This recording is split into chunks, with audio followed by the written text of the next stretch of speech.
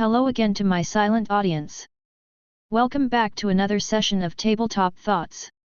The series where I dip a little closer to giving advice because I am more competent at running a campaign than I am writing a novel. Let's roll some dice. For this week, I wanted to talk about a relatively simple method for getting an adventure going in your head, and it draws from the 5 W's of journalism. To help those who are unfamiliar with these, the 5 W's are a pretty basic way to organize a story in journalism circles. These 5 are who, what, where, when, and why. You fill each of these in to paint a pretty good picture of events. It's how news stories are usually structured, and it isn't unheard of for fiction writers to use these when developing the concept for their story. They're also pretty neat in that the answers to these questions are as concise or as detailed as you need. With that out of the way, how do you, the inexperienced or perhaps surprised GM, make use of this? For me, the short version of the answer is to just fill in the blanks the way a reporter might.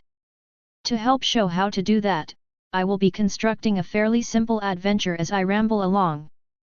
By the end, I should have a workable concept that a GM can build off of and plan around, should they want to. The who part covers individuals ultimately responsible for the events that caused the adventure.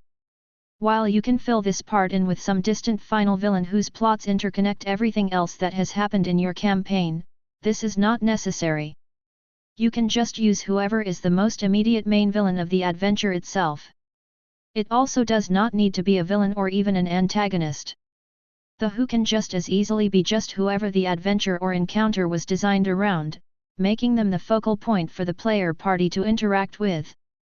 So, for the adventure concept I am putting together as an example, let's assume the who is the daughter of the local lord. She is rumored to have developed strange powers that the locals don't understand, but are aware that it isn't magic in any form they are familiar with. Her mother wants to get her back, but her father seems less concerned and might even be happy that she's disappeared, even though he is adept at hiding that fact. The next question is what? For this W, consider what happened that got the known aspects of the adventure going. In writing terms, you might call this the inciting incident. This is the situation the party is looking to resolve, ideally connected to the who earlier. In many ways, it can be set up as motivational for the player characters because it's how you get them involved. But remember that it doesn't have to be motivational for the relevant characters, because that's the domain of the third question. So, we have the daughter of a local lord. Let's say she's missing as our what? There's evidence suggesting she was abducted, but an equal amount to suggest she snuck out herself. The party has been called in by her mother to find her, and she is willing to provide what information she can to help. My preferred method is to answer why as the third question, because it so often informs everything else. This W is the root cause, the thing that triggered the events of the adventure. It could be something like a long-lost treasure buried in a tomb lost to an unforgiving desert of glass and obsidian. It might be the soul of a villain's loved one, the only thing that ever mattered to her. It could be a sacred relic that the priests of a desperate temple of the goddess of the impossible want returned at any cost. For our example adventure, let's consider the why. One possible reason she ran is due to her powers. She's afraid of them, or perhaps she doesn't know how to control them. Another possibility is that she didn't run away, but was instead kidnapped, though not for ransom. But I want to go with a more personal reason here. I'm going to say she ran away from home to escape her mother's scheme to sell her to an arcane society intent on magically dissecting her soul to understand her curious abilities and their source.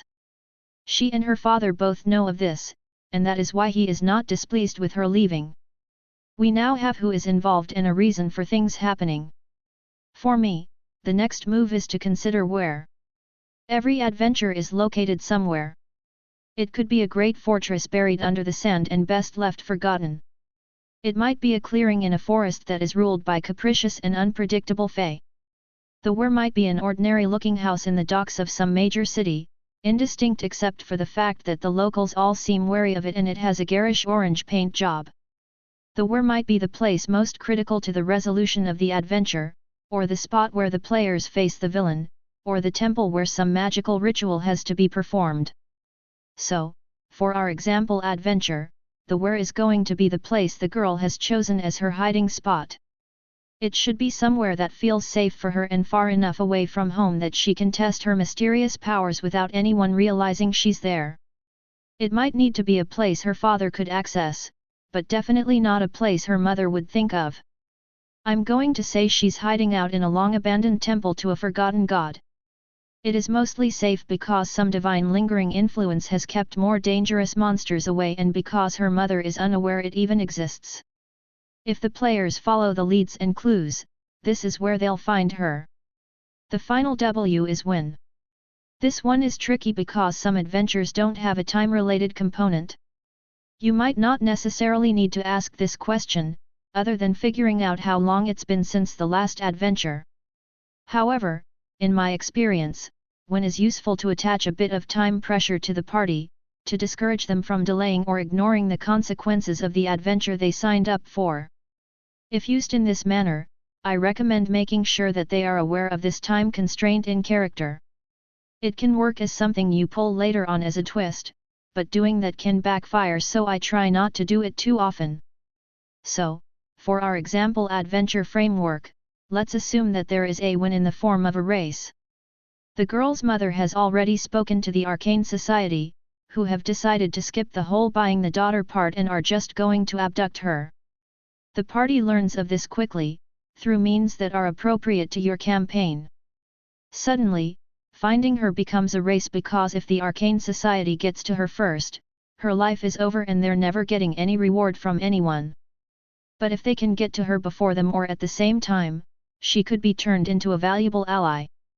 Before I leave you with this for the week, let me add a bonus to this. Add an H to the 5 Ws if you have a little extra time or feel a need to flesh the framework out a bit more before the start of the game. Answer the question how. This one is optional for me because I don't always need it answered. However, there are adventure scenarios where the how is just as important as the others. It might be that there is a specific black magic ritual that needs to be disrupted to stop the necromancer from resurrecting the corpse of a dead god. Maybe foiling the evil plans of Dr. Denise Doomsday requires understanding how her complex network of dread machines works so they can be disrupted. For our example scenario, there is no specific need to answer how, but it might be fun to add one anyway. Let's consider that the girl's unique gifts involve the manipulation of space and distance in a way that is not quite magic as most of the world knows it. It is how she managed to sneak out and how she managed to find a safe place so quickly, as well as how she is able to get supplies to survive on her own. It also provides a clear answer for how she might be of use later on in the campaign, either as an ally or as a tool in the hands of the society that now sees the party as a source of concern. And that, humans, birds, and lizards, is how I would use the 5 Ws and 1 H of journalism to design the framework of an adventure. It is a method that has served me well over the years, and maybe it might help you. Especially if you are like me and can't stick to a printed adventure module if your life depended on it. If you enjoyed this or found this useful, do leave a comment or a like. And subscribe for more, because I do plan to do more tabletop thoughts in the future. If you want to support the channel and the lizard running it further, do check the books linked in the description. There's some not bad stuff in there.